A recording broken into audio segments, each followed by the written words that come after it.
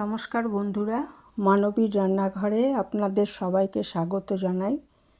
আমার আজকের রেসিপি হচ্ছে টমেটো রায়তা। এটা লেমন রাইস, যে কোনো রাইস প্লেট অথবা রুটি পরোটার সাথেও খেতে খুব ভালো লাগে। এখানে আমি ছোট 1 কাপ নারকেল কোড়া, একটু হাফ চামচ মতো আস্ত জিরে আর কাঁচা লঙ্কা আগে একটু জল দিয়ে পেস্ট করে নেব।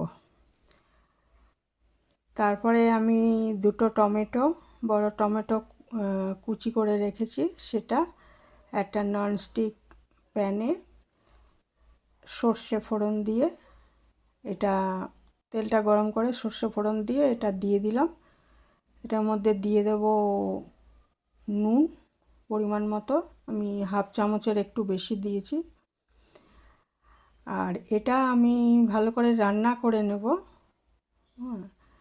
আর এর মধ্যে একটু ওই বিউলির ডাল ছিল ভেজানো, সেটা দিয়ে দিয়েছি। এটা বিউলির ডালটা আগে ভেজে তাতেও টমেটোটা দিতে পারেন, আমি আর ডালটা ভাজিনি, ডালটা ভেজানো ছিল। এর মধ্যে টমেটো থেকে জল ছেড়ে যাবে, যদি প্রয়োজন হয় একটু জল দিতে পারেন। এটা একদম ভালো মতো সেদ্ধ হয়ে যাবে, তারপরে ভালো মতো ঠান্ডা করে নিতে হবে। আর ওদিকে আমি 200 গ্রাম দই নিয়ে নেব। আর ওই ঠান্ডা করে নেওয়ার পর টমেটোটা আর ওই যে নারকেলের পেস্ট করে রেখেছি, কাঁচা লঙ্কা, একটা কাঁচা লঙ্কা জিরে দিয়ে, সেটা সব, আর যদি নুন লাগে, নুন টমেটো দেওয়া আছে, নুন লাগে তাহলে অল্প নুন দিয়ে এটা খুব ভালো মতো ফেটিয়ে নেব। গ্রাইন্ডারে কিন্তু ফেটানোর কাজটা করা যাবে না, এটা হ্যান্ড মিক্সচার যদি থাকে, আর নয়তো এরকম হাতা দিয়ে এটা ভালো মতো সমস্ত মিশিয়ে দিতে হবে, ভালো মতো ফেটিয়ে নিতে হবে।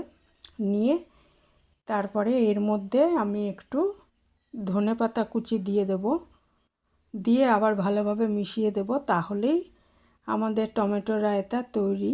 এটা ভীষণই ভালো হয় খেতে, লেমন রাইসের সঙ্গে তো বটেই, যে কোনো রাইস ডিশ আর পরোটা আর রুটির সাথেও ভালো লাগে খেতে।